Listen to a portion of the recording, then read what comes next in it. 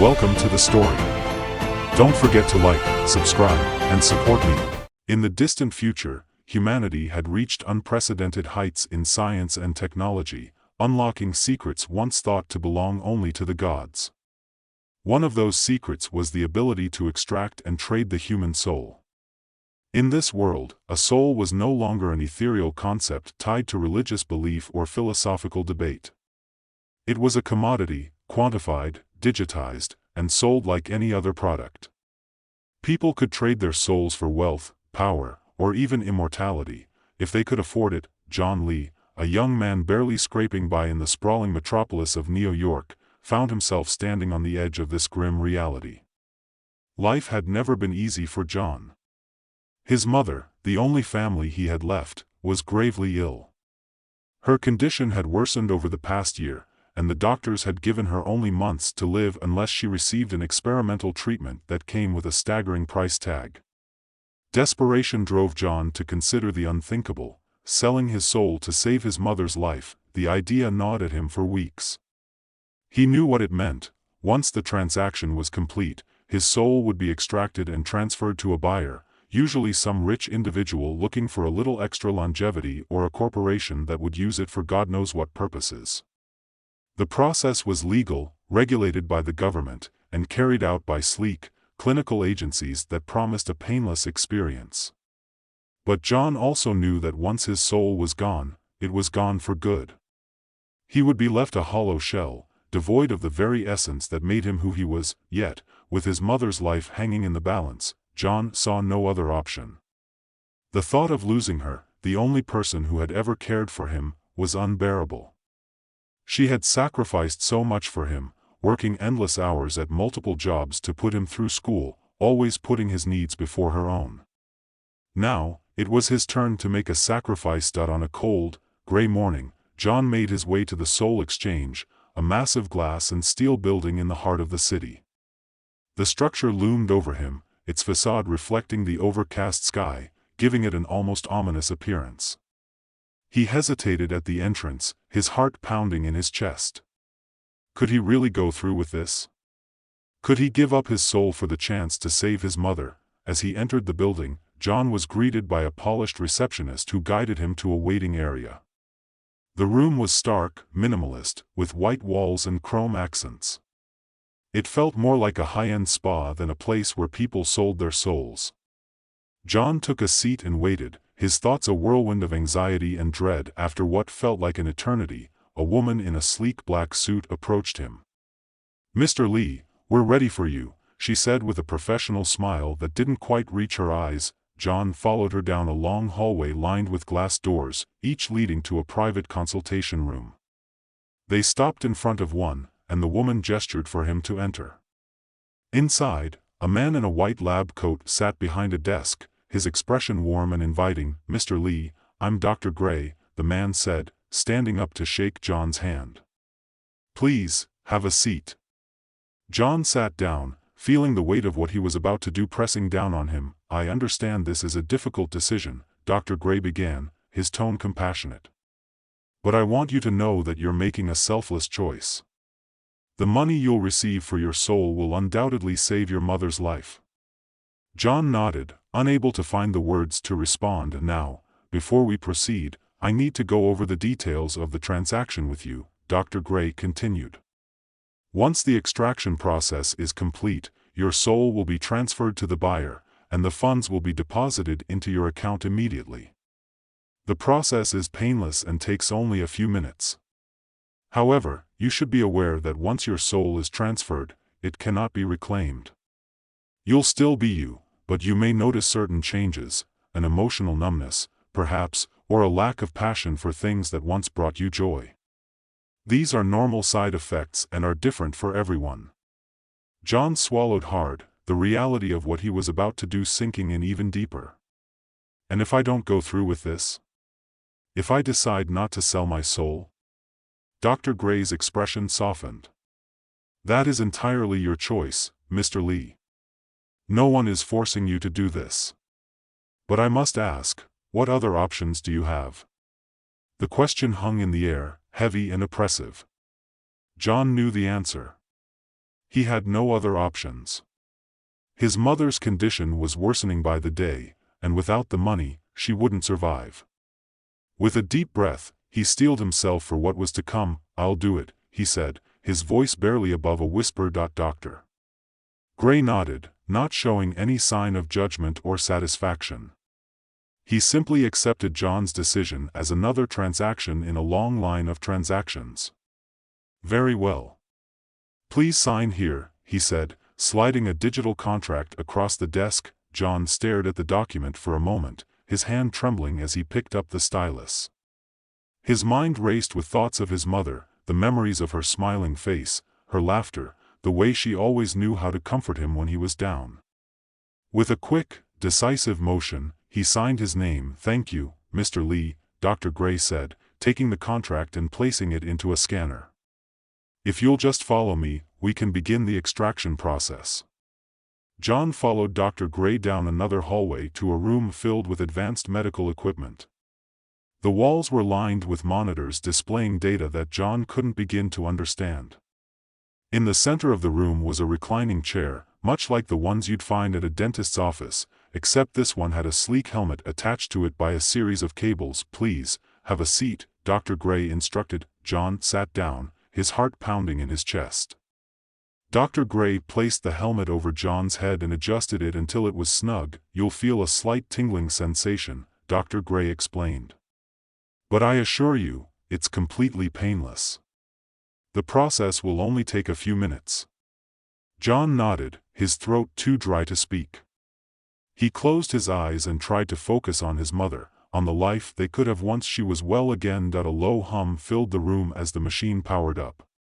John felt the tingling sensation Dr. Gray had mentioned, starting at the base of his skull and spreading outward. It wasn't unpleasant, but it was strange, like his mind was being gently pulled in every direction. As the tingling grew stronger, John's thoughts began to blur. Memories, emotions, and fragments of his identity seemed to drift away, slipping through his fingers like sand. He felt a deep, profound sadness as parts of him that he had taken for granted, his love for music, the thrill of a good book, the warmth of a sunny day, faded into the distance. Then, just as quickly as it had started, the sensation stopped. The machine powered down, and the helmet was lifted from John's head. He blinked, disoriented, as Dr. Gray's face came into focus. "All done," Dr. Gray said with a smile.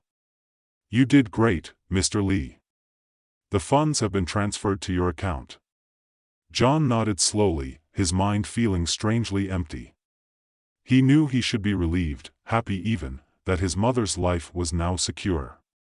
But all he felt was a dull numbness, like a part of him had been hollowed out. Dr. Gray helped him to his feet and guided him out of the room.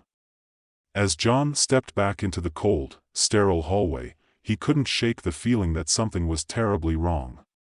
He was still John Lee, but he wasn't.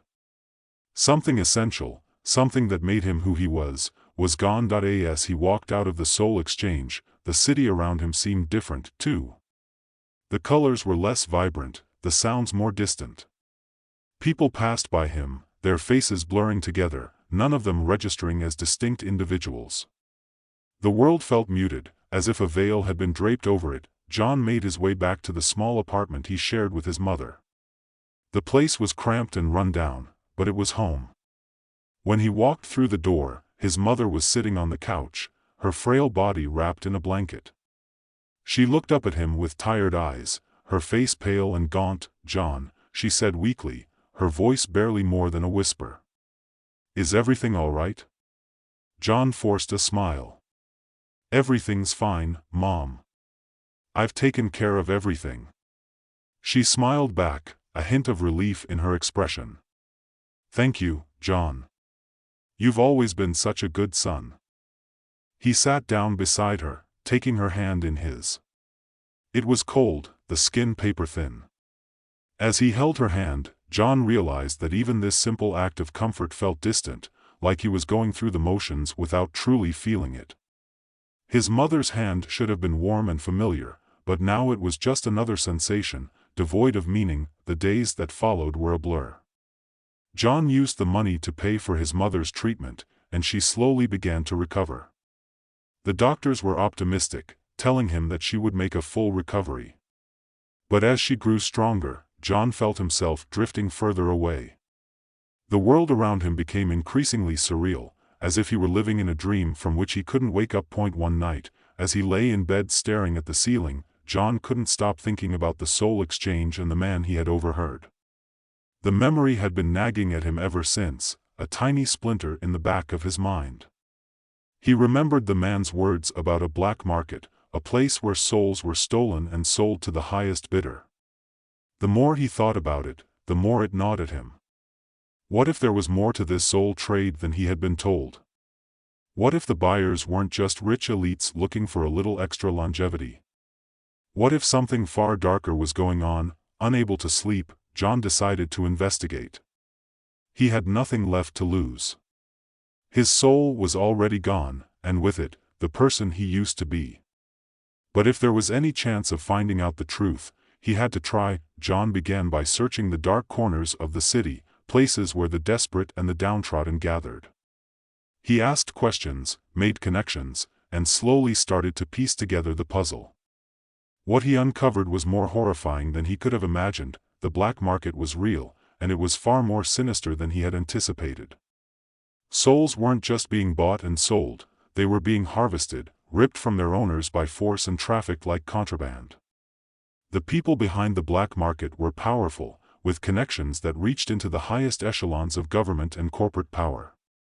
The souls they collected were used for a variety of purposes. Some were fed to machines, giving them a semblance of life, while others were stored as raw energy, a twisted form of immortality for those who could afford it. John's investigation led him to a man named Victor, a former operative who had turned against the black market after witnessing its horrors firsthand. Victor was a hard, cynical man, but he agreed to help John. Together, they infiltrated the black market, posing as buyers interested in acquiring a large shipment of souls. What they found was a nightmare made real. In a hidden facility deep underground, rows upon rows of people were held in stasis pods, their souls slowly being drained away. The facility was guarded by heavily armed mercenaries, and the whole operation was run with military precision. The sheer scale of it was overwhelming. John and Victor managed to gather enough evidence to expose the black market, but as they were preparing to leave, they were discovered. A fierce firefight ensued, with John and Victor barely escaping with their lives.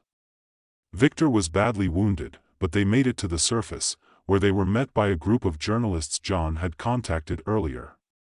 The evidence they provided was damning, and within days, the black market was exposed to the world. The fallout was immediate and far-reaching.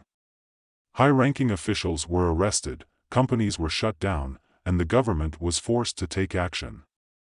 The public was outraged, and there were widespread calls for the abolition of soul trading altogether. John became a reluctant hero, though he felt no sense of victory. The exposure of the black market brought some measure of justice, but it didn't change the fact that his soul was gone. He had saved countless lives, but in the process, he had lost himself. As the dust settled, John returned to his mother's side. She had fully recovered, her health restored, but John couldn't shake the feeling that something was still missing. He had done everything for her, but the price had been too high. One morning, as they sat together in the small kitchen, his mother looked at him with a sadness in her eyes. "John," she said softly, "you don't seem like yourself. What happened to you?" John looked down at his hands, feeling the emptiness inside him. "I had to make a choice, Mom. To save you, I had to give up something important. And now, I'm not sure who I am anymore." She reached out and took his hand, her touch warm and comforting, but it didn't reach the hollow space where his soul used to be. "You're still my son," she said. "No matter what, you'll always be my son." John smiled faintly, but the words felt distant, like they were meant for someone else. The world around him remained muted, the colors dull, the sounds muffled. He had saved his mother, exposed a great evil, but in the end, he had lost the most important part of himself. As the days turned into weeks, John found himself more and more disconnected from the world. He went through the motions, taking care of his mother, doing what needed to be done, but he felt like a shadow of the person he used to be. The numbness had become a permanent part of him, a reminder of the price he had paid. One evening, as he stood by the window looking out at the city, he thought about the people he had saved, the lives that had been spared because of his actions. It was a small comfort, but it wasn't enough. He knew that no matter how many lives he saved, it wouldn't bring back what he had lost. With a heavy heart, John made a decision. He couldn't continue living like this, a hollow shell of a person. There had to be something more, some way to reclaim what had been taken from him. He didn't know what it was or where it would lead him, but he knew he had to try. The next morning, he left a note for his mother, explaining that he needed to find himself again, to figure out who he was without his soul. He promised to return someday, but he couldn't say when. As he walked out of the apartment, he felt a strange sense of purpose, a glimmer of something he hadn't felt in a long time. Hope. John didn't know where his journey would take him, but he knew that he couldn't give up. He had to keep searching, keep fighting, even if it meant wandering the world without a soul. Because somewhere, deep down, he believed that there was still a chance for redemption, a way to become whole again, and so, with a determined step, John set off into the unknown, leaving behind the life he had once known in search of something greater. The road ahead was uncertain, but it was a path he had to take, a journey that would define him in ways he couldn't yet imagine. In the end, John realized that even without a soul, he still had something worth fighting for, the hope of finding himself again, of reclaiming the pieces that had been lost. And that hope was enough to keep him going, to push him forward into whatever lay ahead.